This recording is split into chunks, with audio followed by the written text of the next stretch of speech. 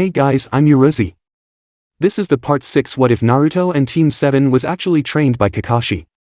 Kakashi survived his losses in spirit as well as in body, and having learned both wisdom and intellect from his experiences, he now seeks to pass those traits on to his students. Don't forget to hit like and subscribe and check the author in the description. Let's start.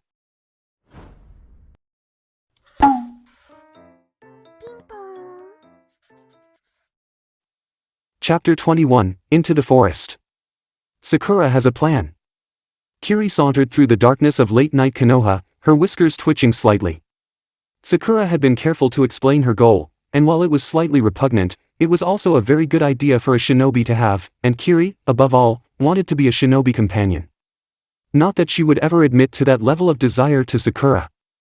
To show that amount of interest would be the same as declaring oneself a dog. She arrived at her location, the food shop they often went to, the one that smelled of cooked wheat and the delicious fish and beef water she sometimes got out of Sakura's bowl. A few moments spent in stillness, focusing her ears carefully, proved that she had arrived first, so she climbed carefully onto the roof above the closed eatery and curled up to wait. She is barely comfortable by the time she heard her contact come jogging up the road at a full trot. The fool passed the stand, not just once, but twice, looping around the block a few times as if confused, at one point even lifting his leg to urinate on the building below her. Kiri was a cat, and an intelligent cat, which is precisely why she chose that moment to jump on her contact's back. To his credit, Orochimaru did not make a sound, even as he jumped and turned to bite at the thing that landed on him. He stopped when he saw Kiri sitting patiently behind him, as if she had nothing to do with what had happened, and bit off a growl. When their owners trained, they often trained with their companions at the same time, and in that time the two had found a wary peace between them. Orochimaru knew that Kiri could not compare to his strength and endurance, but he also knew that she was smarter than he was, even though it burned him to admit it to himself. Having noticed the two getting along, Kiba and Sakura had figured out a basic code, a language the two could share to communicate with each other and them, as Kiri did not vocalize like a dog would. The code followed movements that both animals could make: scratches, sniffs, tail wags, anything they could do naturally could translate into a message, as long as they knew it was one, which was always signaled by 3 taps with a paw. Kiri tapped 3 times for attention, then began to scratch herself in a few specific places, her tail moving in long, languid arcs. The message was rough, with only basic verbs and nouns to work with, but it functioned well enough for their needs. Enter tomorrow. Wait for orange. Victory allies. Victory self. Tell you pack. Tell Kanai white eye green skin pack. Tell lazy fat pretty pack. Orochimaru resisted the urge to bark, instead nodding to indicate he received the message. Kiri shook her head and patted Orochimaru on the head with a paw before taking off. Sakura smiled to herself the next day, after the exam proctor, a creepy woman named Enko with purple hair and a loud personality, announced the contest. Each team would enter Training Ground 44, the Forest of Death, carrying one scroll saying either Heaven or Earth. Sakura assumed they would need both scrolls to pass. Piece of cake, she thought, scratching Kiri's head and glancing at Kiba, who nodded once, as if agreeing to something the examiner was saying, his eyes happening to pass by Sakura at the time. You sure about this? Whispered Naruto, who was picking at the scratch on his face. The examiner had tossed a kunai at him when he continued his boastful antics from the previous day, carving a tiny cut into his cheek in doing so. She had leaned in to speak intimidating words at him, and Naruto had smirked, having just seen Sasuke palm something from his pocket when she moved in. We all need scrolls, means we have fewer options to get them. Sasuke, on the other side of her, snorted, then leaned in himself. Fewer options, much better odds, Naruto. Sasuke, for one, had stopped watching the proctor, and started watching the tall, thin person who had given Enko back her kunai, holding it in their foot-long tongue. Something felt off, as if the person's face was a mask, although he could clearly see the face moving properly when the person talked, and the voice was feminine even as the body shape and facial structure was clearly masculine. It was an unknown, and Sasuke was enough of a shinobi to dislike anything he could not readily recognize. Sakura nodded, her eyes casually passing over the other examinees. Ino refused to meet her gaze, but Shikamaru noticed her glance and raised one eyebrow and gave a slight nod.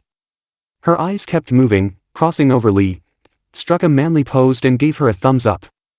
Sakura frowned at him, then realized she had broken character, stopping her supposed casual glance around and starting at the green-clad genin. If you break character, give observers a reason. She flinched away from Lee, clutching at Sasuke's arm. She felt him stiffen slightly at the contact, so she leaned in and whispered into his ear, "Sorry, Sasuke, explain later." He relaxed slightly in her grip, and nodded, not taking his eyes off the proctor. "The exam will last for 5 days, the proctor was saying, hands on hips, her smile carefree, as if discussing a holiday. To pass, you must have 2 scrolls, one of each type. You must bring them to the tower. You must have a full team, a teammate who cannot recover will fail you.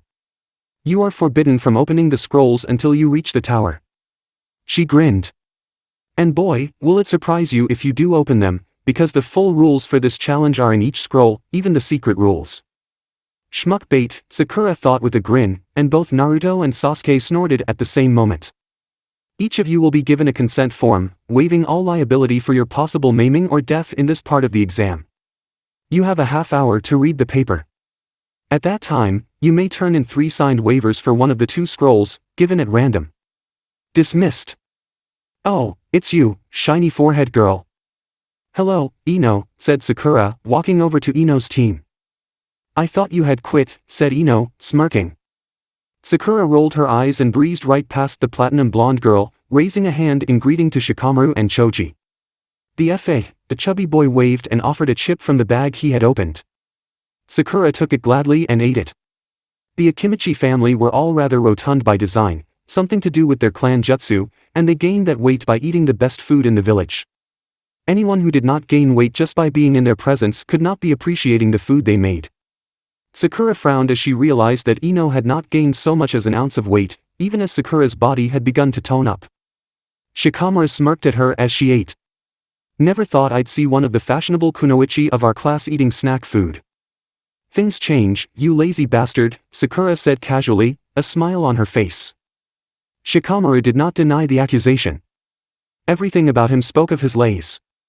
His hair was pulled up into a knot, making his head look like a black pineapple, simply because it was the easiest way to care for it. His cloths were all dark-colored, nothing brighter than a washed-out gray, because it made them easier to wash. His lack of effort was famous amongst his former classmates, as was his intellect. Shikamaru was smart enough to become an incredible shinobi, if only he would be willing to make the effort. "You ready for the exam?" Sakura asked casually. Shikamaru nodded. "Should not take too long to find others, even in such a large area." "Yeah, maybe a half-hour at most, if they are not moving too fast. Even Naruto could find someone in that time." Shikamaru nodded carefully, and Sakura gave them one last wave before wandering off to finish reading her forms, message given and received. Sasuke walked up to Lee, Tenten, and Niji. Lee looked at Tenten, who nodded to him, then turned to Sasuke. "I hope that this challenge goes well for you, Sasuke-san. I would greatly like to face you, should we meet." "I am sure we will," said Sasuke, passing by them without slowing. "I doubt it'll take more than a half-hour." "Woasich.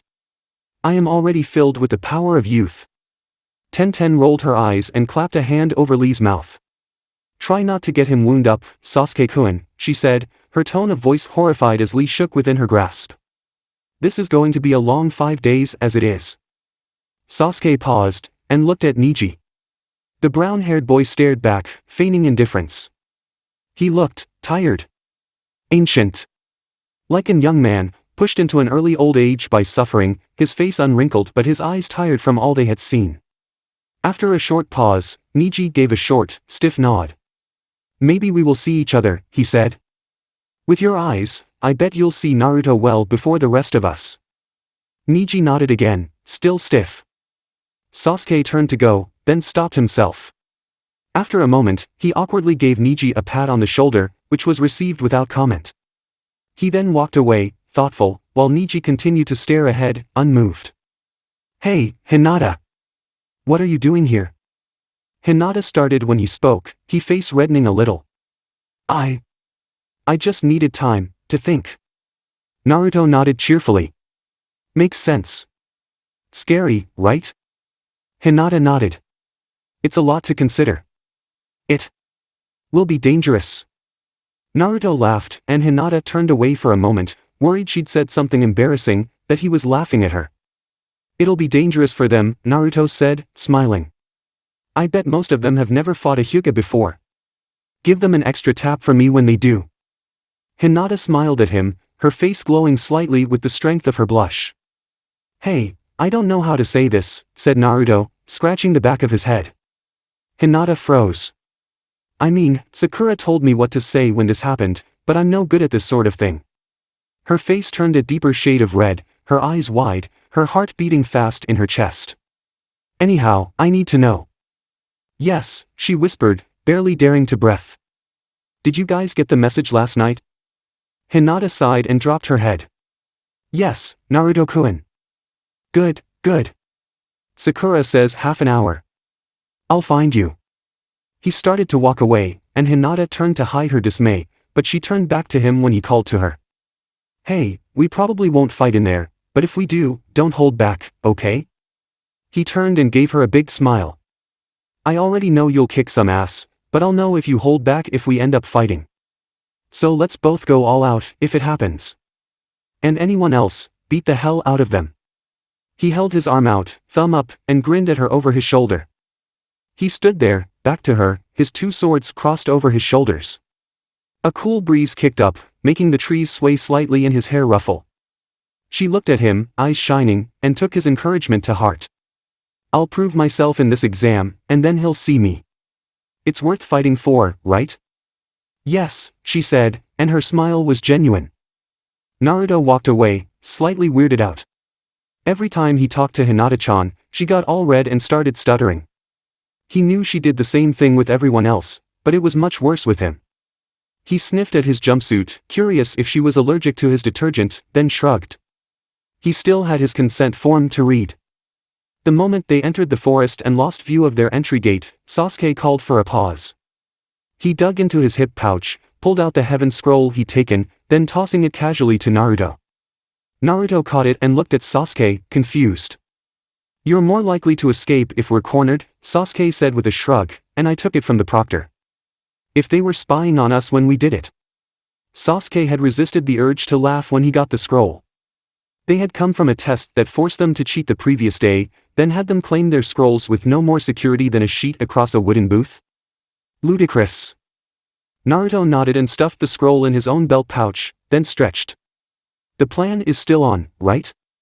When Sakura and Sasuke both nodded, Naruto scratched a circle into the dirt around him, then put his hands together and began summoning clones, in batches of 5. Each clone would pause, make a mark on the dirt aiming in a specific direction, and then take off in that direction. Naruto did not bother to count how many clones he made in total, but he did not stop until the circle had so many lines coming from it that it simply looked like churned dirt. When he was done, he sat in the circle and waited while Sakura and Sasuke got into position to ambush any attackers, just in case someone thought to venture this close to the starting gates. After a few minutes, Naruto began to speak up, pointing in a direction and saying what they had found and how far away. Sasuke wrote down the information in code while Sakura and Kiri kept watch, their fine-tuned sense of hearing making them the best choice in the cover-rich environment. That way, 500 meters, team from Konoha, not one of our contacts, moving away, did not see me.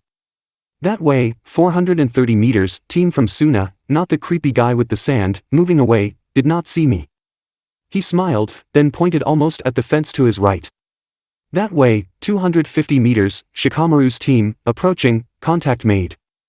Within a half hour, all 12 of them had gathered, each shinobi watching the forest carefully for threats, even as they discussed the situation. Sakura had also copied out information on another 12 teams, and was sorting through them trying to find likely targets, Kiri perched on her shoulders and acting as her scout. Niji walked up to her, waiting patiently for her to acknowledge him, then said without preamble, "Can Naruto give details on each of these teams?" "Visual details?" Sakura nodded, and he flashed a small, self-satisfied smile. "Then I can identify who has what scrolls." Security was a joke in the booth where they issued them. Sakura smiled back, and waved Naruto over to start dealing with the list. "So, we're really doing this," said Kiba from one side of the temporary meeting ground. "We're gonna team up and hunt down the scrolls as a pack." Sakura nodded, reaching up to pet her companion. "We might be fine alone, but as a group, we hold all the advantages of our members, plus sheer numbers. We'll rest during the day, with one group dedicated to defense, and each evening, Naruto will send out a search party to find us a target, or 2 if we can handle it. Show up as a group, take them down, retreat to base. Shikamaru grunted from where he lay, staring at the sun through the trees. Faced with 12 of us, almost every team will probably capitulate immediately. Those that do not will either be too dangerous to face in smaller teams, or too arrogant to yield. Either way, we're in the best position. He sat up and rubbed his neck, a little sheepishly. But there is one troublesome thing. We need to henge Naruto when we go after folks. Like hell, said Ino, huffing. I'm not giving him all of the credit for our effort. Sasuke shook his head, and his eyes went cold. Stop being a child, Ino. Only Nukenin and dead shinobi want credit for their work, one for more work, and one to tell others how they got themselves killed. Ino flinched at his cold tone, and Sakura spoke up in that moment of quiet. It's not credit, it's tactics. Naruto will be throwing out a lot of clones when we fight. If we're changed to look like him, it'll be immediate camouflage. When we fight, we'll be using our own abilities, but the foe will not be able to identify which attack can do what. And should the worst happen, his clones can cover for us while we escape. Naruto looked up where he was sitting, his eyes sharp and his jaw jutting out. It also means that if any of them get ideas about coming after us to get their scroll back, they'll go for me first. He reached into his pouch and pulled out their scroll, tossing it to Sakura. That way, if I have none, they can't steal them back, and they'll spend a lot of effort and chakra trying to get to me before they figure it out. Ino stomped her foot and glowered at every person in the clearing. I am not fighting as Naruto, and you can't make me. Shikamaru shrugged and laid back down in the grass. You can be on guard duty then. Only if Sasuke-kun guards with me. Sasuke opened his mouth to shout a rejection, then stopped with a sigh. He did not want to send this team out into the wilds on their own. He highly suspected that they'd get a scroll, but lose after the fact due to Ino becoming incapacitated, if not dead. He bit his lip until it bled, then grunted a sharp agreement to the two of them on guard. Sakura reached out and rested a hand on his shoulder. Thank you, she whispered to him, almost inaudible, with how much Ino was shouting in glee over her assignment. The whole team knew how badly Sasuke wanted to run loose during this exam, picking up as much technique with his Sharingan as he could. He had just sacrificed his own goal for the safety of someone who he cared little for, and they knew it. And in the forest, someone else smiled from their place under the dirt and quietly said to themselves, yes, thank you, Sasuke-kun. Chapter 22, Viper in the Forest. Orochimaru appears. The combined Konohagakure group moved further into the forest once their course of action was chosen, searching carefully until they found a cave large enough for the group to rest within and screened slightly by the surrounding forest. They settled down to wait, and it only took a few comments from Sasuke to get Ino to stop talking. It's to stay safe, Ino-san, said Hinata, who had noticed the other girl fuming after being told to shut up by her crush in no uncertain terms. Nijio Naizen and I are both watching. She stopped under the sudden pressure of her cousin's attention. Don't call me that, he said from where he was sitting, his back to the rest of them, his voice chill. Everyone turned to look at him, and he stood and turned to glare at Hinata, his eyes narrow, his jaw clenched tight. Not even in jest. I am not your brother. We are not family in any manner, regardless of our shared name and relatives. I would not be so weak. He turned to Ino, and his jaw loosened a little even as his eyes narrowed further. We must be quiet because this place is safe, but only for a given value of safe. Giving us away by loudly claiming what an excellent pair you are with a real shinobi has so much irony in it, it goes beyond the humorous and into the horrifying. So shut up. He turned and sat again, putting them out of mind and returning his attention to the forest around them. Rock Lee opened his mouth to chastise Niji for his lack of manners, then shut it. Hinata-san did not look shocked, or even angry. She just looked sad, staring at her family member with eyes that shone with unshed tears.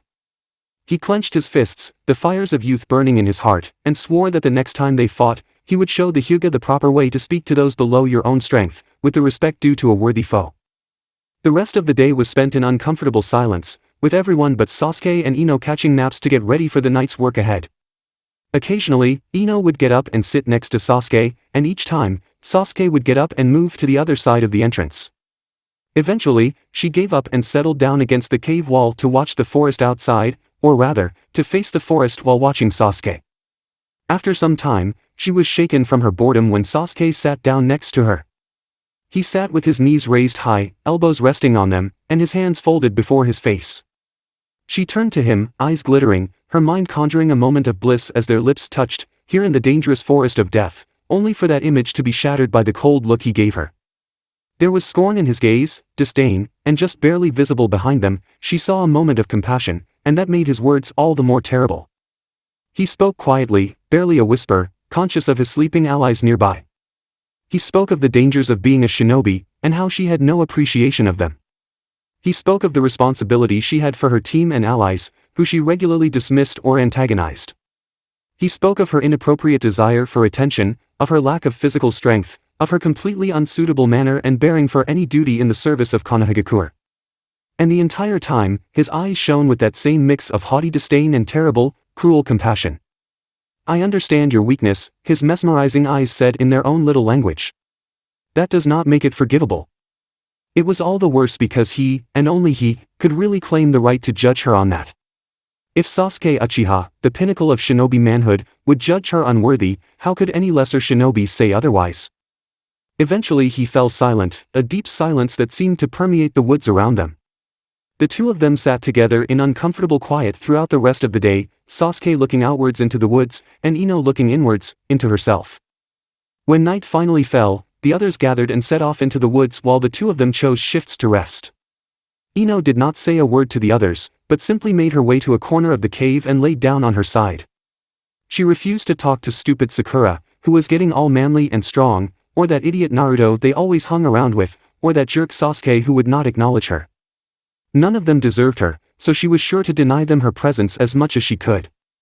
As she slowly drifted to sleep, she passed the time telling herself that in a few days this would be done, and she'd have nothing to do with them again. Sakura shot a curious glance at Sasuke, who rolled his eyes and mimed wiping a tear from his face dramatically. She sighed at that and shook her head quietly. It was probably for the best that someone like Ino would not be on the assault team. Naruto raised his hand, silently signaling the rest of the Konoha team. He pulled out a pad of paper and quickly wrote down what his clone had passed on to him, then handed it off to Shikamaru, who was working as the leader of the group. He, Choji, and Shino then nodded to the rest and took off in another direction. They had discussed it earlier, and with the entire group seeking out only one target for the night, Shikamaru had suggested that Naruto lead Shino around the forest, marking the other teams with the bugs from his internal hive, permitting him to track their prey without Naruto having to stay up all day spamming clones. Naruto, his eyes slightly heavy, had been quite happy with the idea of doing some light recon and then getting some sleep. He hated to send Choji away, but it was the optimal choice. Shikamaru glanced at the note and nodded to himself, then waved the others close. "We have a single team, 500 meters ahead. 3 males, white suits, Amigakure headbands, rebreathers. All 3 are awake and aware." He thought for a moment, then nodded to himself. "Here's the plan." Oboro looked up from the small fire his team had lit when the orange-clad boy stepped into the firelight. "Oh," he said, his voice muffled by his rebreather, "it seems we have a guest." Mubi and Kagari, his teammates, stood up and drew kunai, but Oboro waved them off while he stood as well. "Let's hear what the little boy has to say, before we decide to kill him." He bowed to the orange boy and waited. "I want to give you a chance to yield," said the orange boy. Oboro shared a look with his team, then started to chuckle. "It's 3-on-1, little boy, or do you have some friends coming to the party?" His eyes glinted in the firelight, and his hand casually drifted to his belt pouch. In the dark shadows of the nearby undergrowth, Shikamaru crouched and started watching the plan unfold. Step 1, the leader prepares to attack. The boy's 2 teammates dashed out of the woods behind them, both hinged to look like him. They ran oddly, scrabbling on all fours like animals, moving deceptively fast. Even as Mubi and Kagari spun and threw their blades, the 2 were on them. The orange team lunged, low to the ground, lower than most opponents would get, leaving their backs exposed. They slapped at Mubi and Kagari's legs, setting them off balance even as the 2 of them drew new weapons. Step 2, the second and third become unbalanced, the leader distracted. Oboro turned and raised his own hand, a pair of kunai ready to fly, when he felt a presence approaching from the original's direction. He continued his turn into a spin, arms still raised, then froze in place. He saw a green blur lurch from behind the first contact, which suddenly resolved into a field of green covering his vision, the green fabric of a cloth-covered knee just before it struck him in the face with enough force to break his nose. He fell back, his mind and body barely functional as he clung to awareness. Step 3, leader down, second and third distracted. Mubi and Kaguri saw their leader drop from the corner of their eyes and jumped back slightly, preparing to throw their blades at the strange green-clad boy who had just put down Oboro and was now standing calmly, one arm back behind his waist, his other hand raised in a defensive pose. And what was he wearing? He had some ridiculous pair of fake glasses with a big plastic nose and mustache attached. Why would they wear something like that in a fight? They never even saw the other two orange blurs approaching from the sides. The two orange boys struck at the same time, a series of delicate taps, on the arms, the legs, the chest. Their arms moving in a blur, almost in sync with one another. Shikamaru grinned in the darkness. Those delicate taps were Juken strikes, direct blows to the opponent's chakra systems, each blow followed through by a slight output of the striker's own chakra to close off that pathway. There was no blocking that sort of move, and neither of the remaining foes had enough time to figure that out before they dropped. The forest paused for a section, silent save for the snap and pop of the fire. After that moment, seeing all three opponents down, the original boy stomped his foot and dropped the henge, revealing an angry-looking Ten-Ten. "I didn't get to do anything," she said morosely, gesturing to her still untouched scroll. Shikamaru stepped out, shaking his head. "That was the plan, Ten-Ten. You only had to defend yourself, and only if one of the others failed. What wasn't in the plan was Lee standing in the open. You were supposed to hide after you took down the leader, Lee." "I am not Rock Lee," said the green-clad genin loudly. "They would never recognize me through this disguise, bought for me by my own Gai-sensei years ago. Now I am Rocka Lee, mysterious ninja." He paid no mind to the stares he was getting from the rest of the group when he reached up to adjust the fake nose. His mind was too busy admiring his new disguise. "I knew someday I would use them, Gai-sensei." In his mind, he could almost hear his teacher's response. Truly, it is the gift of the springtime of youth, to retain such a thing for years until it is needed. Only the most strong and passionate youth could show such patience. "Gai-sensei." "Lee." Ten-Ten sighed as she watched Lee think, his eyes sparkling. She knew that look. Any moment now, Lee would be imagining a sunset. "Hey," she said, leaning toward Shikamaru with a big grin on her face, "you said you wanted a distraction. I think we can check that part off." Shikamaru sighed. "I'll turn down any promotion I get offered. This is too troublesome." As they went through the fallen shinobi's goods, Niji looked over at Hinata. "I admit, I was surprised to see you keeping up with my strikes, Hinata. You are not as weak as I thought you were." "Thank you, Nijio." "Niji-san." Hinata blushed quietly at her slip, but she remained focused on their surroundings, using the 360-degree vision of her eyes to scan for additional foes. Niji grunted to himself and gave her another point in his head for being suitably focused for a shinobi. "We are not family, or friends, or even real allies," he said coldly. "But know this, I at least will not underestimate you now." Hinata turned her head and nodded to Niji, even as her eyes kept moving. Unbeknown by him, he had just given her the highest compliment she had ever received from a family member since her mother died, and even if he was cold about it, she would not forget. Sasuke woke with a start, his eyes darting around. The cave was silent, the fire reduced to mere embers. Outside, he could see only vague shapes of the forest in the meager moonlight that filtered through the trees. He sat up, uncertain why he was awake and unable to sense Ino, who should have been on guard. "Hello, Sasuke-kun." Sasuke was already moving to one side, rolling in the dirt, just inches ahead of the kunai that hit where he had lay. As he completed his roll, his arm swept out, throwing his own kunai at the darkness in the back of the cave, following the trajectory of the attack he had dodged. His eyes turned red, and he watched as the blade flashed out and stopped in mid-air, hovering as if caught in a shadow. Then the shadow moved, and Sasuke realized it had indeed been caught. "Hardly a kind way to greet a friend, Sasuke-kun. One might say you were unhappy at my arrival." The strange man with the feminine voice he had been watching during the introduction to the forest stepped out of the deeper darkness of the cave, casually twirling the kunai he had caught. "It's possible you don't even want the gift I brought for you." Sasuke tucked into a forward roll as the man tossed his kunai back at him, the weapon whistling through the air with the force of the throw. He dipped his hand into his right pocket and leaped forward, engaging the stranger in melee. This turned out to be a grievous error. The man was strong and fast, dodging Sasuke's blows with an air of indifference. Let's see how indifferent you feel now, thought Sasuke. He jumped high and spun his body, hanging upside down for a moment when the man blocked his kick, and in that moment, his hand shot out, a cloud of glittering dirt flying into the man's face. Sasuke smirked to himself, but that smirk faded when the man grabbed his still extended arm and threw him into the wall at the rear of the cave. Sasuke hit hard enough that his back creaked dangerously, and he barely managed to control his fall to the dirt. The man tisked, walking forward slightly as Sasuke pulled himself up. An excellent throw, Sasuke-kun. But your toys will not be enough to stop me. He raised his hand, a tiny flame glowing on his palm, and in that flickering light, Sasuke could see that the man's eyes were unchanged and undamaged. I know I hit him, I saw his eyes open. There must be a trick to it, some sort of shield or something. He casually tossed another handful at the man from his right pocket, and again, he made no effort to dodge or block it. He dipped his hand into his left pocket, and threw another handful at the man. The man sighed as the dust splashed on his face, running down his body. If that's all you have, Sasuke-kun, then my time here is waste. He stopped, his jaw closing, his throat bulging and straining. His face took on a grin of pained amusement, and after a moment, he managed to push out a few words. Contact.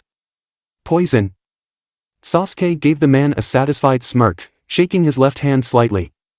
Even with all of his training and effort to build up an immunity, the paralytic poison in the left pocket was enough to numb his hand completely. Someone like this stranger would be frozen, immobile, for hours, assuming the poison did not overcome them and paralyze their heart of lungs to make them immobile in a more permanent sense. He raised his hand and carefully, slowly made the signs for his plasma lance, his mind already accepting that this was the time and place, his first kill, and a part of him was revolted, while another part rejoiced that his first would not be his brother. Want to give me your name, before I slay you? Otherwise, I think you're about to become just another dead genin. The man smiled, and Sasuke felt a sting on his ankle. He glanced down and saw the serpent coiled at his feet, its fangs still in his leg. By the time his eyes flashed back up, he saw the man moving again, calmly, gracefully. My name is Orochimaru, Sasuke-kun. And I know much about poison. He reached out and tapped Sasuke on the chest, softly knocking the boy over, the snake's venom doing its work already. I have a use for you, Sasuke-kun, a wonderful use. And that use is also a gift. Sasuke grunted, his jaw clenching, and managed a single word. Ino, he said. The man laughed. She was showing such an immense interest in the moon-blossoming flowers she found outside that she could not bring herself to leave them. I let my own team go play with her. She is unharmed, for now. We'll see how she is when they are done. Sasuke raged against his own body, trying desperately to move. He struggled for Ino. He struggled for his own safety. He struggled for his revenge. But the poison held him in its immutable grasp, holding him in the dirt like a child. Eventually, the man leaned down and pulled Sasuke up, into a slouched sitting position. You've made quite an impression, Sasuke-kun. I have been watching you for years, and even under the kind and gentle guidance of Kakashi-san, you still manage to keep your killing edge. I wonder why. Could it be so that you'd have it when the time comes to kill your brother? Sasuke's eyes twitched slightly, and Orochimaru smiled. I know all about the purge, Sasuke-kun. I can only imagine how that makes you feel. How badly you want revenge. He leaned and whispered in the boy's ear. I can help you get that revenge. All you need to is accept my gift, Sasuke-kun. Sasuke managed to twitch his eyes and shoot a baleful glare at the man. You wonder why I would give you this gift? It's simple, Sasuke-kun. Unlike your brother, I want you to live. I see potential in you, Sasuke-kun. And to maximize your potential. He opened his mouth, revealing the fangs of a serpent, and his face suddenly lunged, his neck extending in a vivid and unreal manner. He bit Sasuke hard on the shoulder, and the boy's veins filled with molten fire. The man chuckled as Sasuke's vision started to fade, and the last thing he heard was the man's mocking laughter. Struggle, Uchiha, struggle and live, as only I want you to. Chapter 23 Moonflower. Ino's in danger. Shino, Naruto, and Choji walked through the forest with care. Neither Naruto nor Choji were inclined to use stealth, and in Choji's case, he had little talent for it, but all three of them were very careful to move as quietly as possible away from the clearing they had just passed, and the thing they had witnessed. Shino paused for a moment, then raised an hand and signaled the others close. they're moving away from us. Naruto blew out a sigh. So far, their mission to mark their potential victims had gone well. They had several promising candidates, and Naruto had sent out a few clones to try and find the scroll capture team and inform them where some easy targets were, a set of genin that had just had a tough fight and were weak enough that any one of his allies might have taken the team, never mind the force they had at this time. One of those clones had popped and reported success, and the assault team was moving in. But in the process of seeking out targets, they had almost become one of them. The three of them had almost blundered into a clearing, and had backed off carefully when Naruto waved them back. 3 younger shinobi from Sunigekure were facing off against 3 genin from Amigekure. This meant nothing to Choji or Shino, but Naruto recognized the Suna genin and was concerned enough to pull the team back, leaving a clone to watch. I ran across these 3 when the Chunin exams were warming up, he explained in the forest. The girl and the guy in black with face paint were normal, if arrogant. The guy was being a bullying jerk, picked a fight with a kid I know. My team was about to fight with them when the third one with the red hair, Gaara, showed up and threatened to murder his team if they did not stop causing a fuss. And the way they reacted, he said with a frown, I think he might have been willing and able to do it. Shino adjusted his glasses slightly. That does not mean he would win against us, Naruto-san. He might have a specific power over the other 2. Or he might have legal power over them. That said, your choice is a good one. Why? Because it is better to know their capabilities if they intend to display them by fighting, and we can always claim them for ourselves if they are weakened.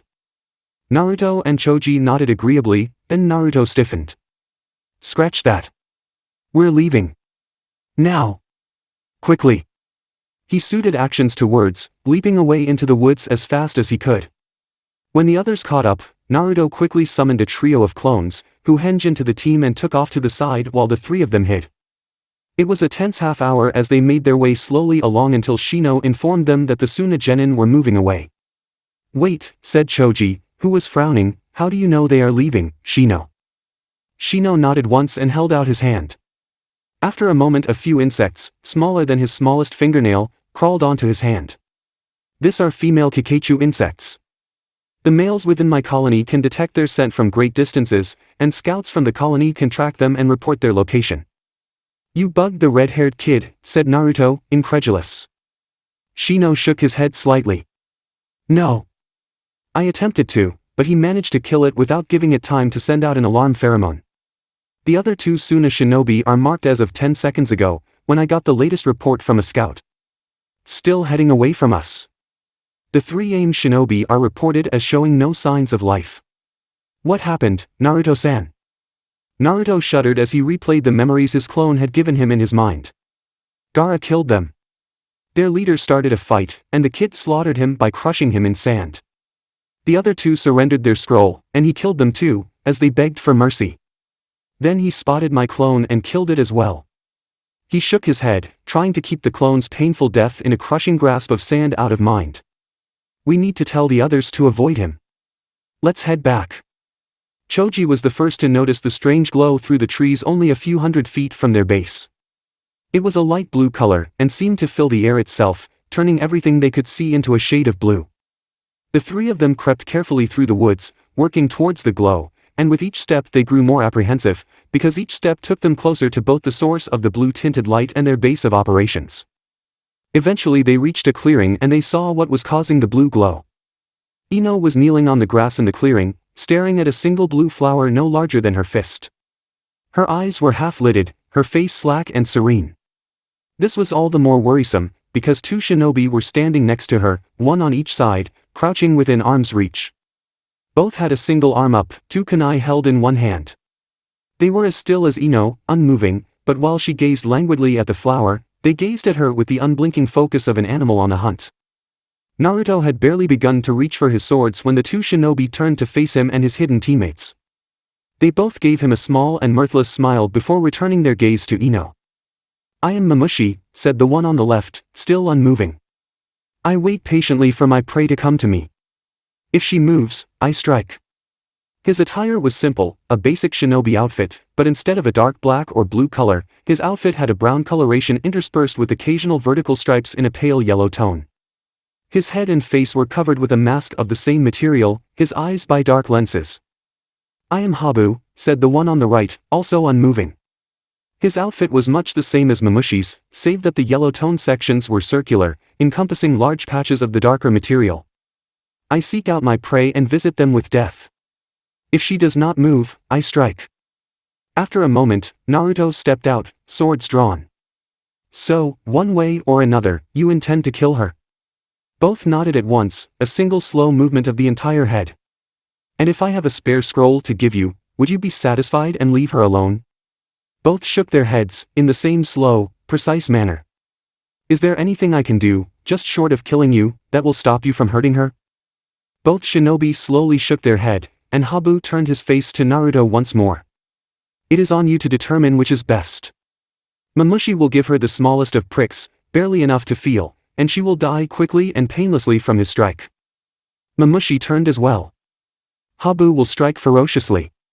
It will be painful, and undoubtedly lethal, but she will have the delusion of fighting her fate, and perhaps gain comfort from that notion. It is on you to choose, as our leader demands. Choose now or have the choice taken from you. Both leaned forward slightly, preparing to strike, their arms raising. For short swords flew out of the bushes to either side of Naruto, pinwheeling at the two foes. Only two people throw a weapon as unbalanced as a sword, either an idiot or very competent and practiced shinobi. Habu and Mamushi spun away, just far enough to avoid the spinning swords, and they both hissed in fury when they realized that the swords were literally pinwheeling, spinning on all of their axis, barely a threat. They continued their spin, arms flashing at the entranced Kanochi, only for Naruto to block both swings with his own blades, carefully placed to slice between their two kunai and into their hands if they pushed the attack. They pulled their hands back and struck again at different angles, both still trying to strike Ino, and both failing as she was dragged away by several Naruto clones who passed her along as if she was part of a bucket chain. Naruto spun, his swords flashing in an elaborate pattern, and broke away from the two enemies, who stood straight and watched him with an eerie silence. They shared a look between them, and Habu chose to speak. You have no real talent with swords, do you, Naruto-san? That was a very flashy move there, but it was also very poorly executed. Naruto laughed. Believe it if you want, but I know more about swords than, wait. Naruto looked at the two of them, who were unmoving, their arms not even raised to defend themselves. How the hell do you know my name? We know plenty about you, Naruto-san, said Habu, stepping away from his companion, spreading out a little to prepare to fight. We observed you carefully during the previous phase, as well as using the intelligence data our leader gave us. We are not here for the little Kanochi, we are here for you, to test your mettle. He raised his arm, his body held sideways to present a slimmer profile. There is only one way for this to end, Naruto-san. He swung his arm from where he was, 10 feet away, but something about his move made Naruto nervous, and the blonde jumped to the right, barely avoiding the strange blur that was coming at him so suddenly. He still managed to keep an eye on Habu, and he rolled away to his left as the blur lashed out again. This time, he observed Habu's arm elongating unnaturally, stretching out in a fluid manner. Habu swung that arm like a whip, and when the two kunai in his hand hit the ground, they were buried to the hilt. Mamushi meanwhile stood back from the two fighting shinobi, his stance easy and relaxed. He watched the fight patiently and with a great deal of interest. Naruto rolled again to the left to avoid another stroke, this time coming to his feet at the end of the roll, smiling at his good fortune. Something so simple as a extending arm was no challenge at all. He lowered his arms and waited for the next stroke, a long sideways lash. He laughed in triumph and brought his swords together, lunging for the extended limb, ready to draw the blades across one another like a giant pair of scissors. He managed to reach the arm, but when he tried to go for the cut, he was unable to move his swords. He looked down and saw that Habu had reached out with his other hand and had grabbed both handles, his fingers contorting like his arms to wrap around both of the hilts and keep them still. Gah, that's creepy! He shouted, flinging his arms up violently, tossing his swords far over Habu's head to land on the forest floor behind him. Naruto opened his mouth to shout, then shut it quickly while tumbling to the right again to avoid another strike. He tumbled along in the same direction, avoiding each strike as it came, smiling to himself and making certain to periodically steal a quick, almost unnoticeable glance at his dropped swords. Almost unnoticeable. Mamushi crouched in the forest and circled slowly through the ground cover, circling around the fight. His clone, a basic technique that was incapable of fighting or even interacting with the world around it, was doing a good job of remaining visible and drawing attention to itself with its nonchalance, the perfect cover for him to slip away and hunt for Naruto's teammates. He passed carefully through the bush, brushing the leaves back slowly and carefully with his arms, making no noise as he searched. In short order, he saw the two of them, the short fat kid and the taller, skinny kid who was wearing sunglasses even in the dark of the night. He pulled out a kunai and pulled his arm back to throw it, but the skinny kid turned and looked directly at him, in spite of his concealment. "You have already lost, Mamushi-san," the kid said quietly, with a degree of cold certainty one usually got from teachers reading from science textbooks, of indisputable fact made real by the very laws of nature. Mamushi smirked slightly under his mask and stepped forward out of cover. "You think little of me, young one," he said, activating his killing intent and sending it out at the two. The killing intent technique was simple, so much so that it required little chakra and no hand seals. All it did was push the little part in every creature's brain that whispered in their ears when danger was near and told them to flee or die. Mamushi, like most Otogekure shinobi, was well accustomed to its use, and was quite skilled with it. He smiled to himself when the fat kid flinched and turned pale, then he frowned. The skinny kid did not flinch. He simply stood there, staring at Mamushi, his expressions covered by the collar of his coat. "Yes," the kid admitted, turning his body slightly to fully face Mamushi, his arms still in his pockets. "I think little of you." "Why?" "Because for all your obvious experience and skill in fear and stealth, you failed the most important skill, that of observation." He raised one arm, holding it out, and Mamushi watched with mild interest as a tiny bug crawled out of his sleeve and stood on his fingertip, waving a pair of feelers around. "As soon as we spotted you, I sent out my friends to cover the area and watch for foes who sought to use stealth against us. They noticed you when you passed through that bush, and I ordered them to act accordingly." Mamushi shuddered in sudden fear, because nothing invokes existential dread in a shinobi like realizing that they had walked into a trap without noticing. He raised his arm to throw his kunai, then froze, partially with the sudden sensation of exhaustion that simple act caused in him, but also in surprise at the large number of insects he could see crawling on his arm. Each one was the size of his smallest fingernail, beetle-shaped with a thin and dull black shell. "I never even felt them," he thought to himself as he stumbled and fell to the ground, his body exhausted as his chakra was consumed by the swarm. "Be ready to assist Naruto," Shino said to Choji while his friends fed on the fallen shinobi's chakra. "You'll know when." Choji tore his gaze away from Mamushi with a quick jerk of his head, looking at Shino, his eyes still wide with fear. After a moment though, his eyes narrowed, and he nodded and gave a small grunt of agreement, very quietly. Shino did not smile in victory. He did not celebrate, inside or out. He watched carefully, and when Mamushi stopped moving, he recalled his swarm, content to disable his foe instead of slaying them. "Death is easy given and impossible to take back," his father had said when Shino received his first hive. Shino had the respect of life held by those who knew how dangerous a weapon they carried, and felt no need to act rashly. But Shino was a very thoughtful and serious young man, so he left a few of his swarm on the man, just in case. Naruto rolled to his right one last time, and saw that he was in position. Finally, his swords one more roll away. Habu was excellent in his technique, lashing out with surprising speed and ferocity, often without any sort of tell on his moves. He simply went from stationary and still to all-out attack, a sudden flash of movement without warning. Naruto avoided the attacks only for two reasons. The first was that he had no real taijutsu style, something Guy had worked hard to encourage. He had learned from Guy not how to fight in stylized movements, but how those movements worked, and from there, how to use the same principles for any move. He had some tells, but far less than that of a shinobi with a specific style of combat like Hinata. He also fought against himself frequently, and was well used to opponents who were unpredictable. The second reason he was alive was his clones. He had made several before leaving the bushes, and they waited for him to need help, quickly using the body replacement technique to swap with the real Naruto before a surprise blow would hit. It was uncomfortable, being tossed around the battlefield by his clones, but each time, he gained the knowledge of the strike that hit him, and he would charge back into the clearing, always careful to head to the right, towards his fallen swords. Finally on place, he smirked at Habu and then dove for the swords. His hand grabbed one of the hilts just in time for Habu's hand to wrap around his own. "You cannot think I did not notice your moves, your careful glances, as you tried to get back to your swords, Naruto-san." Naruto smiled and used his other hand to grab Habu's wrist. Habu frowned and sent his other arm out, kunai ready. Naruto dropped his sword and caught the incoming hand, stepping into the attack to give himself enough time to catch the wrist instead of the blade. He then rotated both of his arms at the elbow, wrapping Habu's flexible arms around his own, and grinned. "Did you notice that Mamushi is missing?" he asked innocently. Habu opened his mouth to taunt his foe, but the sky suddenly darkened. He looked up to see a spinning ball of green and brown briefly eclipse the moon before falling upon him with crushing force. Choji's human bullet technique was a thing to behold. His body, blown up to many times its original size and mass from his clan's techniques, and spinning at more than 10 revolutions per second, made for a great deal of force applied to a relatively small area. In this case, that area started with Habu's face. Habu's body was smashed into the earth, and as the spinning continued, he was ground into the dirt and then flung away, sailing dozens of feet until he hit a tree, his arms slowly coiling around him as they, too, were drawn under Choji's bulk. Choji only stopped when Habu's hands released Naruto and slipped under his rolling body.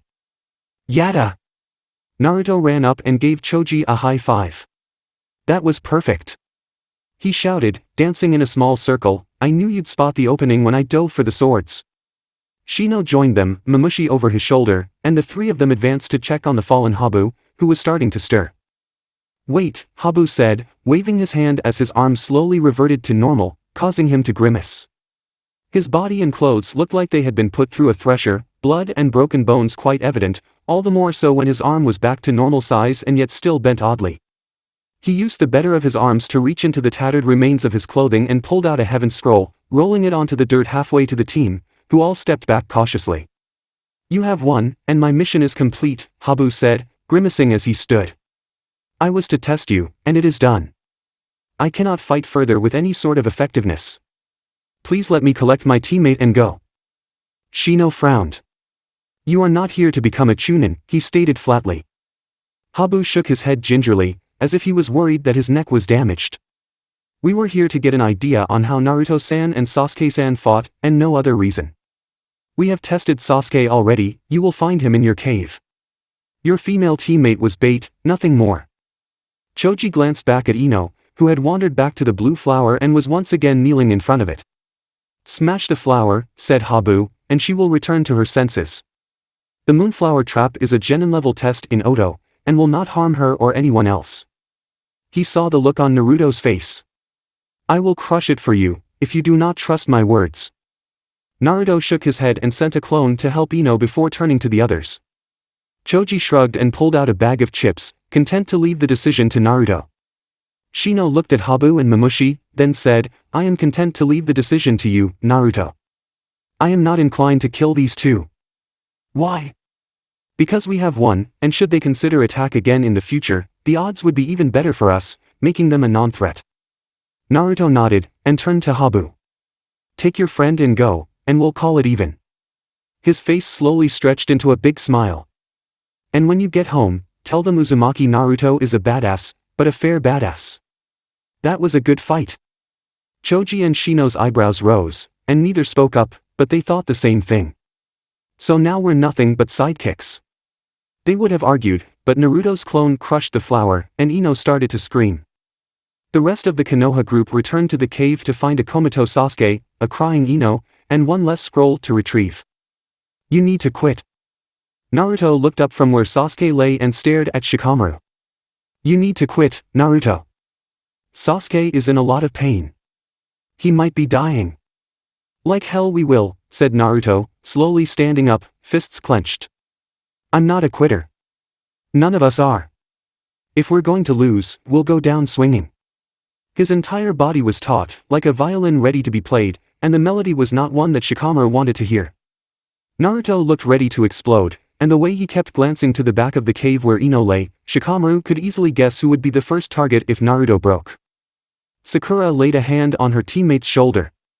Her eyes were rimmed in red from her tears, her face sallow and tired, but then, she had every right to be tired. It had been nearly a day since the strange man had bit Sasuke, and she had yet to sleep. Kiri was not with her. The cat had curled up at Sasuke's side and refused to leave him. "Naruto," she said, "we need to keep him safe." He reached out and brushed her hand off his shoulder, his face set. "And how will he feel when we tell them we lost because of them? Will Sasuke be happy we quit for his sake?" Sakura flinched slightly and looked away. "Fuck that," came the quiet mumble from the ground. Sakura and Naruto crouched and saw Sasuke was awake, although his eyes were clenched shut. The others crowded around, interested in what was happening, all but one. "Do you need anything?" asked Sakura, resisting the urge to hug Sasuke as tight as she could and never let go. His eyes flashed open for a moment, and she saw that his Sharingan was active, but even as she watched, the tomo marks on his iris twitched slightly, and he shut his eyes with a groan. "I need a blindfold. Whatever the hell it is, it's messing with my chakra.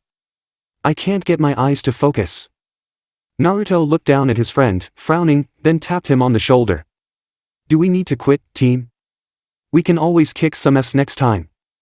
Don't make me repeat myself, dobe." Sasuke grinned slightly, until another spasm racked his body, causing him to clench his teeth, fighting down the urge to scream. After a moment, the spasm passed, and he unclenched, panting. "It's getting less frequent. I might walk out of here yet. Get the scroll. Kick some ass. Just don't take the whole team with you, he sighed in irritation. "I'll need some bodyguards until I can move." Shikamaru nodded from where he was standing. "We can split in half. I'll go out with." He stopped as Naruto stood quietly in the center of the small huddle. The blonde's eyes were sharp, angry, his teeth gritted. "I'll get our scroll." There was no room for argument in his voice, not the least bit of give. He turned to Shikamaru. "Turn this cave into a fortress, Shikamaru. I have enough manpower for this.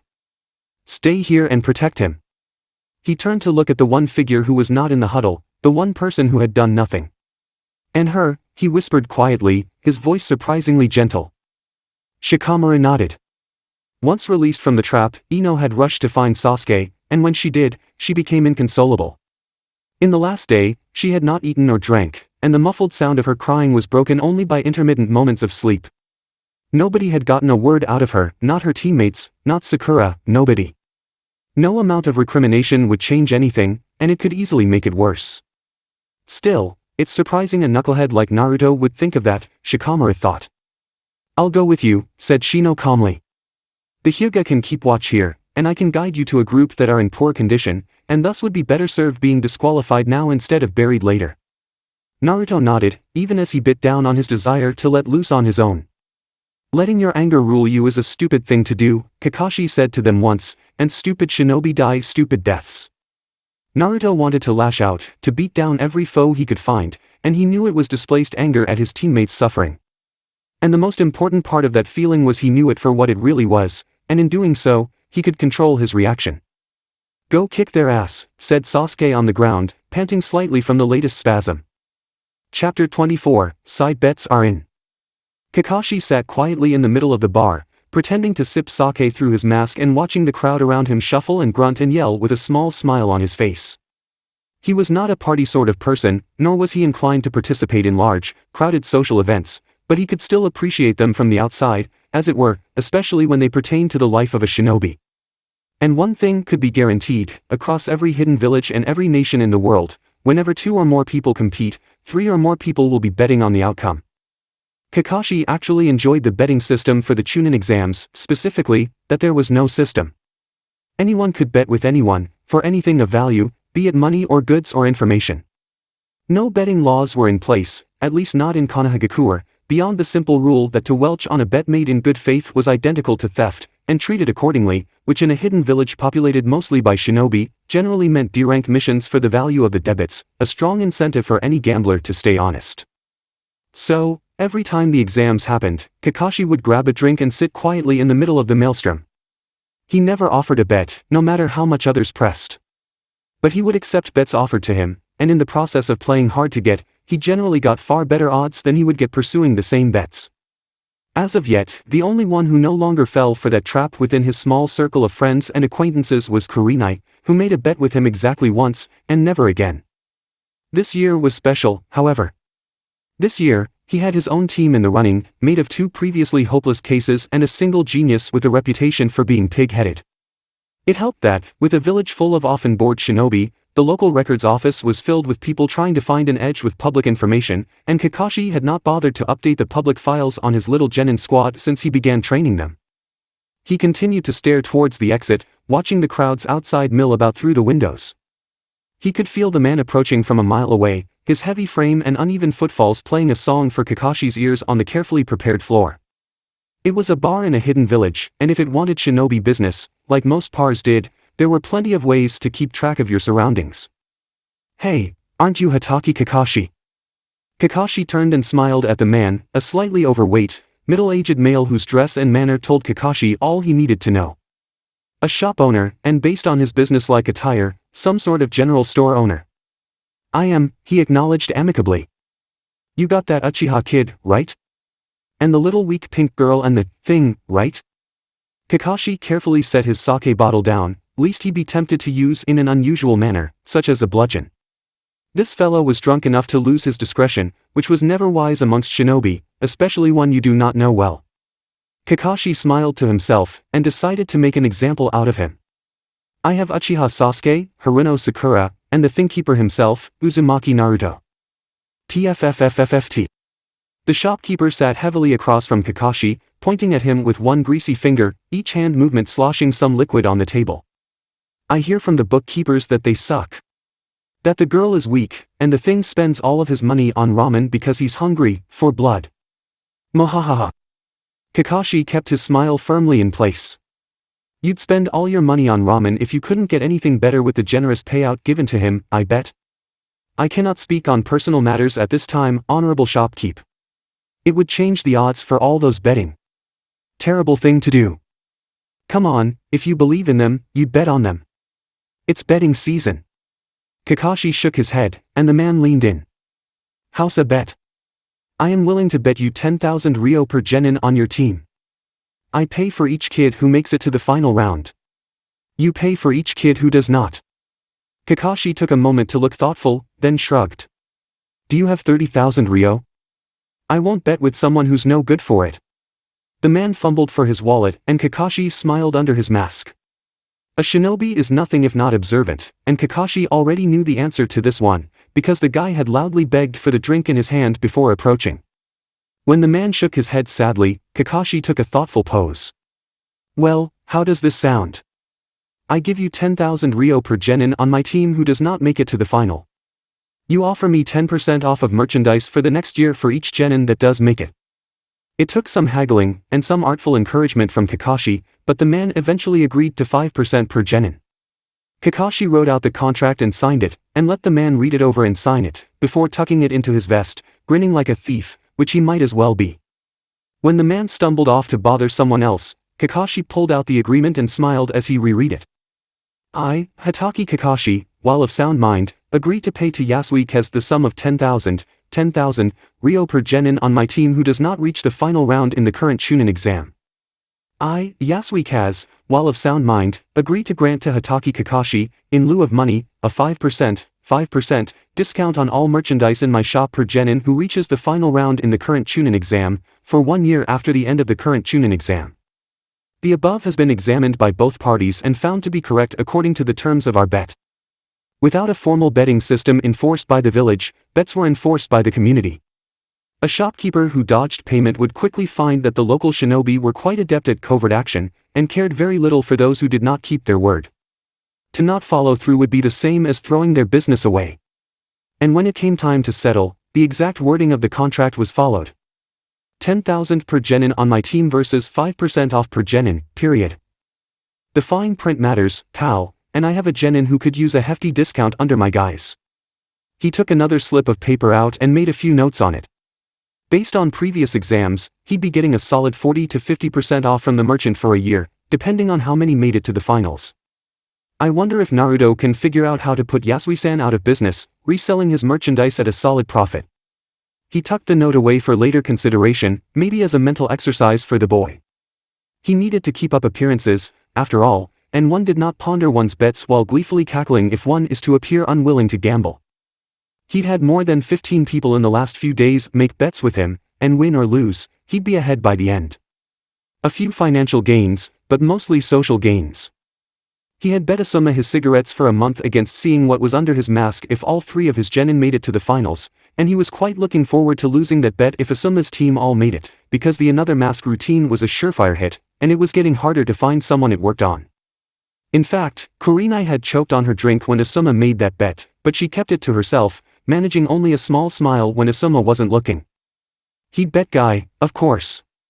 This year, Guy insisted on betting for Kakashi to wear a suit similar to his own for a day, against having to wear one of his own suits, only 2 sizes smaller, for a day. Kakashi had carefully noted to himself that nothing in the bets said what day, or that he'd be seen in public on that day.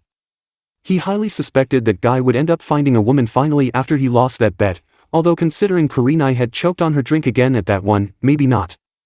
Once he stopped laughing over Naruto's stunt during the cheaters test, Marino Ibiki had bet that if Naruto made it to the final round, he'd eat his headband. Unlike most of those who bet with Kakashi, he had carefully reread the betting contract, after which he smirked, and wrote in a clause allowing him to remove the metal plate he had sewn into it. Against it, Kakashi had gotten a few days' worth of training time for the genin, and thankfully, Ibiki did not look nearly as close to that part of the bet. Or he let it go as worth doing, Kakashi thought. For all of his imposing manner, head interrogator Ibiki was as sociable and good-willed as most people, and it might well be that he saw value in training the next generation. Kakashi sensed another person approaching and grinned to himself. He had been waiting days for this, patiently waiting at a bar and putting on a show of not caring, solely to draw the attention of his foe. They'd passed him by several times over the last few days, and now they crept up quietly behind his chair, arms raised. Anko draped her arms over Kakashi from behind, frowning when he did not react to her sudden closeness. "What gave me away?" she asked, holding her place and pressing her chest against his back. They'd been playing this game for months now, and as of yet, she had not managed to sneak up on the more experienced jonin. "You avoided the front door, and made no sound on the floors, but 3 things gave you away." Kakashi pointed forward, and Anko leaned into him to follow his line of sight, coincidentally pressing herself even tighter against Kakashi. Her face went from a frown to a scowl when she realized he was pointing at the window, not through it. She could see their reflection on the glass clearly. "First, I was watching for you. Second, no matter where you go, people talk quietly when you pass, something I am sure can be attributed to your great personality." Anko grinned and tightened her grip on Kakashi. "I'm sure you didn't look at my great personality when you saw me coming up behind you either." Her mesh top did little to conceal her chest, nor did the long coat she wore open at all times, and Anko knew it was generally distracting to others, both for those who found her style uncouth, and for those who found the style not quite uncouth enough. She knew it, and Kakashi knew it, and for all that he played the part of the pervert, she had yet to catch him actually checking the goods. She wasn't sure if he was not looking out of respect, or he was just so good she didn't catch him at it, but even knowing the real contents of his ever-present book, she had her own ideas on the matter. It was a grand game, a battle of perversion between 2 of Konohagakure's most overtly inappropriate people, and the best part of the game was that nobody else really knew the rules, although they both suspected Kurenai had some idea what was going on. Anko did her best to make Kakashi look like a pervert, Kakashi did his best to make her look ineffective against even such a legendary pervert as himself, and both worked as hard as they could to make as many people uncomfortable as possible in the process. "What fun." "So," she said, leaning into his ear and speaking quietly, "what was the 3rd thing that gave me away?" "A dowsing rod?" She nibbled his ear slightly and grinned to herself when she heard the sound of at least 2 glasses hitting the floor nearby. "Nonsense," said Kakashi, leaning back and giving her a dull look. "The 3rd thing was, I knew you'd get desperate enough to approach me eventually." Anko sighed and sauntered around the table. She grabbed a chair and spun it around, smoothly straddling it and counting the scooting chairs and sudden held breaths as more than a few folks watched. "I want to make a bet with you." Kakashi nodded politely for her to talk.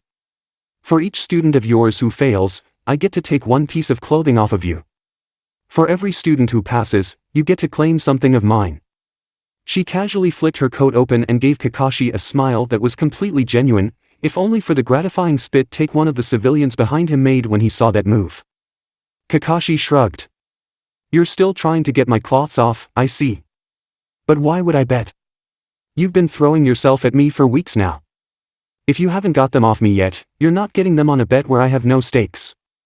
Maybe you should try someone who's more desperate than I am." A small circle opened around them, to the sound of every chair within reach being skillfully slid away, because it was a shinobi bar, which means that the clientele were usually aggressive, drunk, and more than willing to use their surroundings as weapons, and Anko had a reputation for all 3. Kakashi held up his hands peacefully, grinning under his mask. Here we go, this is going to be great. Kakashi was a good shinobi, and as such, his intelligence-gathering skills were excellent. He knew that Anko had met up with the other jonin who had teams in the exam, and he'd managed to learn where this bet was going before she approached him. He had spotted the other jonin in the crowd earlier as well, so the timing was perfect. He was about to make so many points in their little game. Ma, before you get all angry, how about a trade? Anko frowned, little warning bells going off in her head. What trade? We split the average. You give me 2 items of clothing, and I'll give you 2. Right here and now. Anko's eyes narrowed.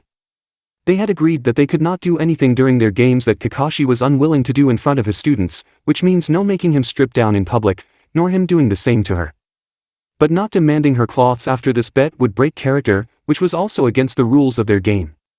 She smelled a trap, but backing down would also break character. Damn him. She smiled as a thought occurred to her. If we're doing this publicly, I think the public should have a say. I think they are permitted to vote on what I take off of you. And I am sure they'll all agree with what I take off you, in the end, Anko-san. Deal, she said, pulling her coat back to give the Kakashi, and the crowd, a show. Take your pick. Kakashi looked carefully at her, a single slow once over. To be fair, most of the males and at least a few of the females in the room were doing the same, but Kakashi was doing it as if searching for weapons. Your kunai holster, he said with a smirk, to the sound of many folks in the bar groaning in frustration. Shit, thought Anko. She knew that smirk. Kakashi thought he had one up on her, and the sad truth was, when he got like that, he often did. But if she had to lose, she'd get as many points as she could in the process. She lifted her leg, raising it much higher than she had to, and set it on the table to undo her kunai holster, carefully giving herself plenty of time in that pose while the crowd shuffled around to get a good look. She set the holster on the table and slowly lowered her leg. And what else, she said, setting her hands on her hips. Your weapons pouch. The bar grumbled and cussed as she removed her secondary pouch from her back and set it on the table too. There were no saucy movements for her to make there, and she didn't even try. Whatever his trap was, she must have fallen into it, because he was still smirking, although she had no idea why he wanted her disarmed. Hell with it, at least I'll make it a Pyrrhic victory for him. She turned to the crowd, sweeping her coat out and open, and bowed to them. So, having just disappointed you so much, now it is time for your revenge. What shall we remove first? There was one shouted answer that dominated every other. More than a few called for his forehead protector, and a few more, including many of the women in the bar, called for his pants. But above them both was the call from every jonin and chunin in the bar, and they called for his mask. Of course, Kakashi thought cheerfully to himself. Boy oh boy, it's going to be a good night. Kakashi smiled and shrugged. Very well, the rules are the rules. If you really want to know, I wear this mask because, behind it, there is a secret. He reached up and hooked his finger into his mask, then pulled it down to reveal another mask. It was a credit to his efforts that most of the shinobi in the room said it with him, many of them with the weary chuckle of someone seeing the same amusing joke for the 10th time. But Kakashi distinctly heard the sound of Asuma shouting in confusion. By the way, he calmly called out casually, you have now cheated me of my stakes for our bet, Asuma-san. I know this was a setup. I suggest you get your smokes in now, because you're taking a little break after the exams. The crowd laughed, and Kakashi caught sight of Kurenai pumping her fist in victory. Anko shook her head and turned to the crowd, without theatrics. The next part was painfully obvious, if you knew Kakashi. And the crowd fell for it. His other mask, they shouted, and while many of the jonin in the crowd tried to shout them down, the chunin and civilians far outnumbered them. Anko sighed and turned to Kakashi. Very well, take off your other ma, his voice trailed off at the look of horror wrote on Kakashi's face. He looked deeply uncomfortable, and his one visible eye was pleading. No way, she thought. Kakashi took a moment to swallow, and turned to the crowd. The rules are the rules. As much as it bothers me, I'll take off my mask. But first, I ask that we close the blinds over the windows. I don't want this to leave this room. The various patrons rushed forward, sliding the thick wooden blinds down to block off the view of the street. As they did so, Anko watched Kakashi closely. He made no hand signs, he made no move at all, he simply stood quietly, his face pale and drawn. No way, she thought again. As the crowd gathered around, Kakashi looked at Anko. Are you sure you want this? He asked her quietly, his voice subdued. I know you wanted to get my mask off in private. Won't this rob you of that victory? Anko grinned at him. I can't believe it. Rules are rules, you said, Kakashi. And I think you weren't prepared for this after all. You should have gone for a hench when people were distracted. She would have even let him get away with it for fun. She actually felt a little bad at instigating this, but he overplayed his hand, and now he'd have to pay. It's time to see what's really behind your mask, Kakashi. Do it. Kakashi let out a deep sigh, then raised a shaking hand to his mask. The entire crowd leaned in, and the room went still, everyone holding their breath at this chance to witness the birth of a legend, the tale of how a single bet had revealed the infamous face of Hatake Kakashi. He hooked his finger into his mask, and his one eye turned to Anko. He gave her a wink and a smile, and her jaw dropped. You bastard! He pulled, revealing a dark green piece of cloth. Oh, look, he said, grinning at Anko, another moss. It was worth it. Even when Anko threw him out of window, the wooden blind slats preventing the glass from cutting Kakashi too much. Even when the crowd chased him, through the streets for the civilians, and over the rooftops for the shinobi. Even when the barkeep presented Kakashi the repair bill, after those who stayed behind trashed the place. Apparently, Anko had still been really angry, and stools were shockingly expensive. Even when Anko chewed him out later for being such a jerk, although she was laughing at the time. 12 years. He'd waited 12 years for someone to get to the third mask. And to get to reveal it in front of a massive crowd like that. It was worth it. Chapter 25, They arrive at the tower. Karen could not run fast enough. The Chunin exam had been a huge eye-opener for Karen. She and the rest of her team had passed the written exam well enough, her chakra sensing technique being precise enough to allow her to imitate the writing movements of those around her, and a simple tap code delivered by her pencil eraser made do for the other two. Then the 10th question happened, negating all of their hard work, and the exam went downhill from there. The forest was filled with deadly creatures. Her team had been ambushed, she still did not know from what or who, and she had fled into the forest, scattering as they had planned. But unlike the plan, the pressure never let up, and she never got a chance to get her bearings. When she managed to escape the ambush, she holed up in a hollow tree stump, only to find herself in the midst of a large spider web, with several spiders the size of her hand and almost certainly venomous jumping, not crawling, jumping at her. She had jumped herself, straight out of the stump and into the path of a rather large tiger. In fleeing the tiger, she took to the trees, only to discover that one of the local species of leeches actually lived at that height. And then, having jumped back to the ground as fast and as far as she could get, she had landed almost directly on top of a bear. I'm a medic, ran the refrain in her mind as she jumped fallen logs and dove under low-hanging branches, skidding in the mud trying to escape the bear that was lumbering after her with the slow patience of a predator who knew they could outrun you, eventually. I'm a medic, she thought, tossing a quick kunai at the bear and watching it hit with a light thump, barely nicking its thick skin. I'm a medic, I'm a medic, I'm a medic. Then it happened. Her sandals skidded out from under her on the bed of leaves and mud she was crossing, and she fell face first into the dirt, skidding slightly until she fetched up against a tree. She grabbed her jaw with a whimper, worried it might be broken, until the shadow fell across her. She turned and stared.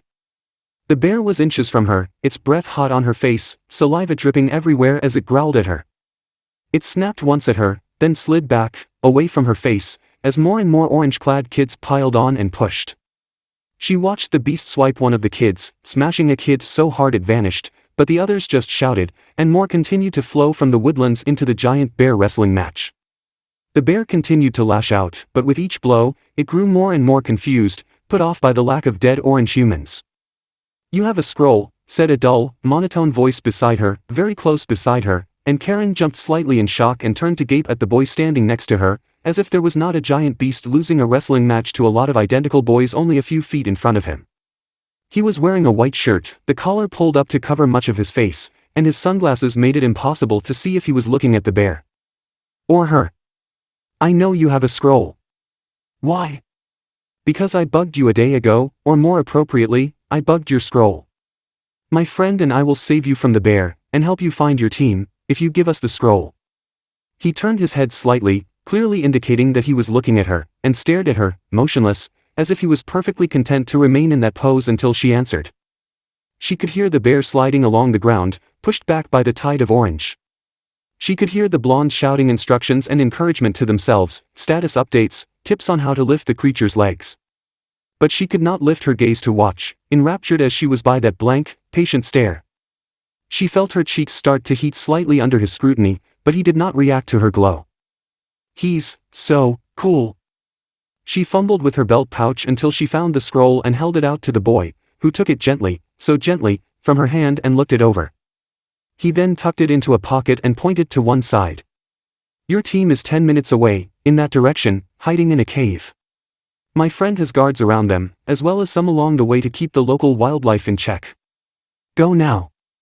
She nodded and stood, ready to leap, but unwilling to leave without one very important thing. She turned back and faced the boy, her eyes wide, desperately fighting the blush on her face. "What's your name?" she asked, her voice quiet. The boy adjusted his glasses slightly, his eyebrows appearing above the frames for just a moment, and she swore his face turned a slight shade redder. "I am Aburame Shino," he said in the same dull tone. "And you have 12 minutes. Go now." Karen nodded once and jumped into the forest. She barely noticed the long line of blonde boys, no more than a dozen meters between each, that she followed to her team. She did not think on her close brush with death, or the fear of failure on the exam, or what her teammates would think about her trading the scroll away for protection. All she could think of was that boy. Sakura sat next to Ino's still form and watched the girls sleep. Sasuke had managed to get some rest. While he had a slight fever, and his eyes were still losing focus from time to time, he was at least mobile enough to get out of the forest with some help. Sakura knew very little on the human body, but he had no symptoms of illness beyond those two things, and his eyes were improving even as time went by. All in all, the group agreed he was lucky, very lucky, and everyone was glad to let it go until they got out of the forest. Everyone but Ino. Everyone had tried to talk to her. Shikamaru had tried to explain to her that the genjutsu she had been under was beyond the skills of anyone there, and had been designed to incapacitate people of their level. Lee had proclaimed that the trials of youth had no limits, and that she must rise to overcome. Even Sasuke had bit down on the chillier parts of his personality and had explained, in no uncertain terms, that it was not her fault. In the end, nothing worked on her. She remained where she was, curled into a ball, refusing to eat or drink.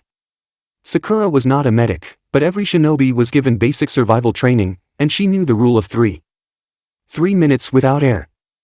3 days without water. 3 weeks without food. Ino was on her second day without water, and that was not counting however long she had gone without before being captured. Shinobi tended to be a little more resilient than civilians, but if she was not already in severe pain, she would be soon. And still, she lay there. Sakura sighed to herself and looked at Shikamaru, who nodded from his post near the entrance. They'd had a talk, and Shikamaru had made a few suggestions to her.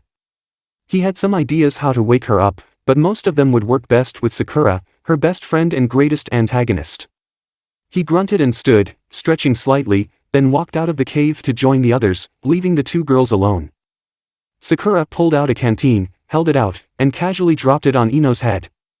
It hit with a solid thump, filled as it was with water, and Sakura heard Ino grunt. "I know you're busy trying to die and all," said Sakura casually, leaning back against the wall of the cave, "but we need to have a talk, and you need to have a drink." When Ino did not reply, Sakura leaned over and nudged her. "I got the okay from your team to incapacitate you and water you by force. Drink and talk, or I will." "No joke." Ino curled up further. Sakura took it as a stubborn refusal, and was preparing herself mentally to do just as she promised, but she heard the sound of Ino's voice, just on the edge of hearing. She leaned in quietly, and she heard it again. "I'm pathetic," the blonde girl whispered. Sakura nodded agreeably. "You are," she admitted cheerfully. Ino mumbled to herself, quiet enough that Sakura missed the words, but they didn't really matter. "No," she said clearly, her voice still sweet, "you are pathetic, but it's not because of that." Ino mumbled again, and Sakura nodded to herself, even if she could not hear the words anymore. "Nope, not that either. You're pathetic because of what you are doing, here, now, not yesterday." Ino froze, not ever breathing, then slowly pulled herself off of the dirt and turned to glare at Sakura, who gave her a cheerful wave. Yes, it's me. Good old forehead, giving you grief. Drink some water, and you can rant at me all you want. But not until you drink. Ino sagged slightly, then reached out with trembling hands and picked up the canteen. She brought it to her lips and sipped carefully at it, drinking slowly, giving her body time to adjust to the fluids. A few times, she had to pause to settle her stomach, but she drank the full canteen eventually. She did not object when Sakura pulled out a second canteen and some ration bars for her to use. Sasuke lost his clan as a kid. He does not talk about it much, and I don't blame him, but it must have been horrific. Naruto has no family, and I think he had very few friends and a lot of enemies while growing up. Lee can barely use chakra. Neji is Neji, he can't be that hung up on fate without something tragic from the past. Sakura shrugged and closed her eyes, resting against the cave wall. And there's me, number one at being useless in the real world. You would not believe how I felt when it was pointed out to me how worthless I was as a shinobi. I take that back, you, of all people, might believe it now. What changed? Asked Ino quietly, her voice rough from days of no water and no words. Sakura shrugged again, her shoulders scraping against the rock. Same as the rest of them. I decided to do something about it. I found someone willing to teach me, several someones over time, and I worked and worked until it paid off. When you fall on your face, you have two choices. Pick yourself up, or eat dirt. She smiled. I found the taste of dirt unappealing, so I stood up and kept going. Ino and Sakura sat quietly, no sound but their quiet breathing and the occasional crinkle of a ration bar being unwrapped. Eventually even that sound stopped, and Sakura opened her eyes to see Ino kneeling in front of her, staring at her with an intensity she'd never seen before. Her face was haggard and tight, her eyes sunken. She was covered in dirt and filth from the last few days. But her eyes shone with an inner light, and her gaze was focused and sharp. Teach me, she said. Sakura sighed and shook her head. She heard Ino gasp, so she raised her hand to forestall and complaints. I have no idea how to teach, Ino. My own style is a mash of styles and skills and techniques from many sources, and most of them from my own studies and experiments. Someday, I might teach it to others, but it has to be finished first, and that assumes it suits you. You need someone to start you from the ground up, physical conditioning, basic katas, someone capable of teaching. Sakura smirked and leaned over to whisper in Ino's ear the name she and Shikamaru had picked out earlier, the one most likely to be able to help her get into fighting form. For a moment, Ino's eyes widened in worry, but the worry faded, to be replaced with determination. As soon as we're out of this forest, Ino said. Sakura gave her a pat on the back and smiled at her friend and rival, a genuine smile. I wonder, she thought as she watched Ino dig into another ration bar, is this what Kakashi-sensei feels like all the time? It was a bedraggled and sorry group that trudged to the tower entrance some hours later. Sasuke could see, and even use his Sharingan without any discomfort, but his body still ached from the night before, and he was leery about using his chakra for any but the most vital task, so he jogged out of the forest, without using chakra to speed his movements, all 5 kilometers, a tough run on a good day without chakra, never mind with his pain. But he pushed on, and managed a small smile when the tower became visible. Ino matched him, step for step, stopping only a few times to either take a sip of water or, after one rough patch, to empty her guts into the bushes. She was shaking by the time she could see the tower, exhausted on a level she had never experienced before, her mind and body worn until both were numbed by her exhaustion. Naruto had offered to carry her exactly once, and his nose still had flakes of blood from when she had hit him. Naruto and Sakura could not keep their eyes from darting between Sasuke and Ino, watching both carefully, their worry plain upon their face. Shikamaru had told them to do so, and when they objected, he pointed out that with 2 Byakugan users in their group, additional eyes were not needed. He also pointed out that he knew they'd both be watching them anyhow, so trying to get them to focus on anything else would be troublesome. The moment they saw the tower, Lee was running for it, screaming the word youth as loud as he could, one long shout that lasted all the way to the tower. Neji scoffed at the display, and like the rest, he paced Sasuke and Ino until they arrived as a group. Lee, said Naruto quietly as they entered, why did you run off like that? It could have been dangerous if someone was waiting in ambush. Lee gave Naruto a brilliant smile, and raised his voice slightly as he answered, making sure that everyone could hear. That is so, Naruto-san, and that is why I did it. Out of the entire team, I was the least tired of those not on watch or escort duty. If there was an ambush, who better to draw their attention for the first assault than myself? One of Niji's eyebrow twitched slightly, and he managed a small, cruel smile. And if there was an ambush, he said casually, then you could impress Haruno-san with your skills, right? Lee frowned and shook his head. Sakura-san has made her opinion clear on the matter. There is no need to impress her. The entire group froze, a few of them carefully looking around, worried he was an imposter, but Tenten raised her hand in a waiting gesture, then crossed his arms and waited herself. After a moment, Lee continued, his voice raising as he said, I may not be the man she will date, but I have already impressed her with the power of my youth. Besides, what if one of the ambush party fell for her beauty and decided to ask her out? I would be obliged to fight them then. Tenten nodded, and the group let out a sigh before entering the tower.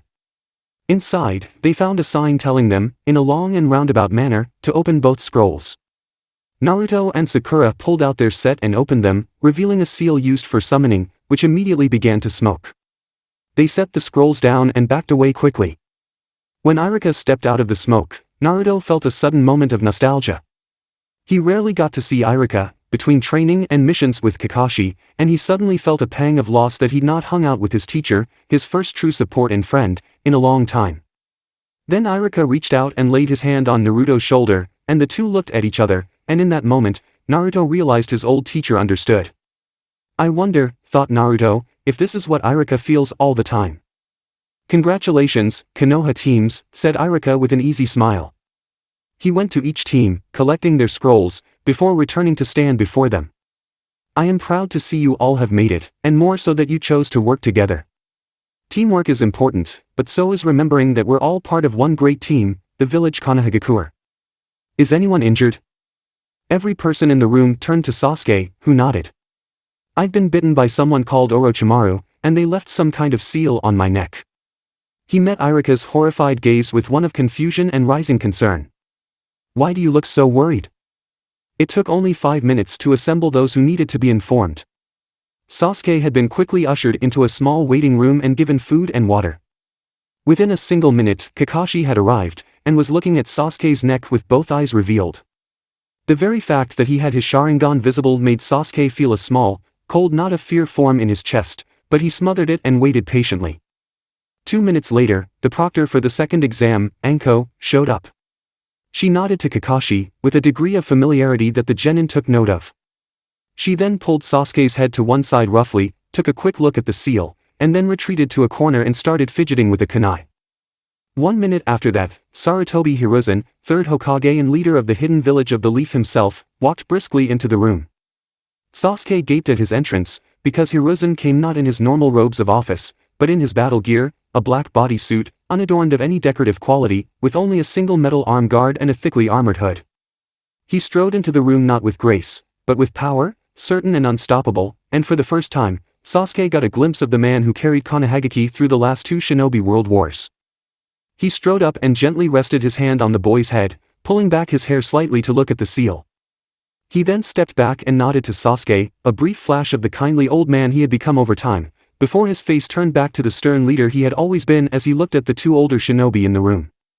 Kakashi, opinion, he said, a curt order to be obeyed. Kakashi nodded, and when he spoke, his tone was as serious as the Hokage's. It matches much of what we know of Orochimaru's cursed seal program from before. Sasuke reported that the man cornered him and worked to convince him not to resist, then stretched his neck out and bit him, exactly where the seal is now. He also reported having requiring almost a full day of rest before becoming mobile. He has not used chakra since he regained control of his body and chakra system, and I have advised him to continue to do so until we came to a conclusion. Hiruzen nodded and turned to Anko. It's different, she said without preamble. She reached up and pulled down the collar of her trench coat, revealing the seal on her own neck for inspection. She then walked over and pulled up Sasuke's hair. The seal has 4 tomo marks, as opposed to my 3, and they face the opposite direction. Further, the tails are longer, forming almost a complete circle around the seal. Can we remove or seal this mark? Hiruzen asked. Kakashi paused for a moment, then shook his head. Maybe, he said, his tone growing darker. Without knowing more on what it does and how it works, sealing it may do Sasuke more harm than good. He mentioned having physical control issues as well as chakra control issues while the seal was settling. Both imply the seal was affecting him on a physical level, not just through his chakra, but through his body itself. Further, I am not an expert at seals, and I know of no technique to use safely against this. Hiruzen nodded. Solutions? Enko spoke up first. Seal his chakra off completely. When Sasuke whirled to glare at her, she raised her hands in a placating manner. Temporarily. We can recall Jiraiya, get his opinion. With any luck, he'll be able to seal this away.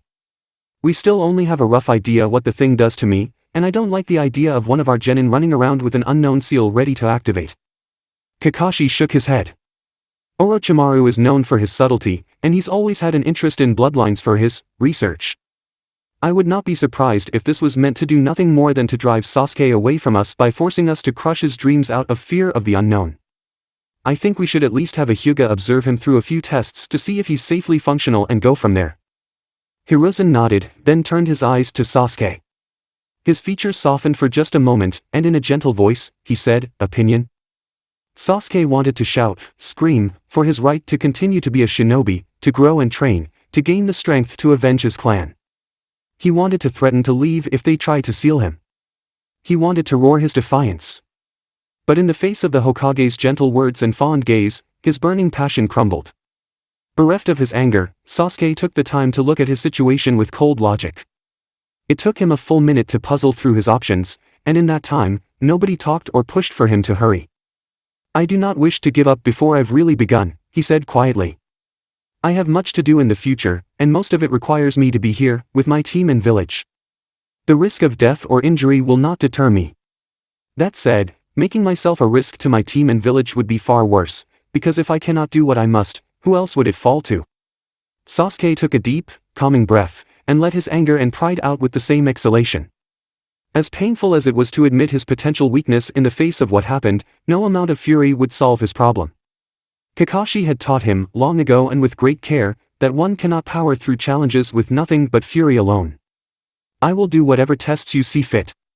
Should the seal be a danger, to myself or to others, we will do what we must to contain that danger. Even if it means the end of my life.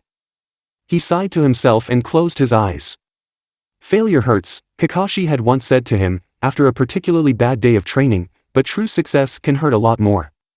As much as it hurt, he had to face the chance that his dreams, his vengeance, would be crushed, but if he must, he would face it with pride worthy of any Uchiha. If he could not honor them with vengeance, he would honor them by accepting his burden with his head held high. He straightened and opened his eyes, to see the three adults looking at him, and for a moment, he saw the pride in their eyes at his strength. In the glow of their understanding and pride, as he looked up at his leader and his teacher, he found a balm for the pain of his loss. I wonder, he thought, if this is what the Hokage feels like all the time. That's it for part 6. Thank you for watching and see you in the next video.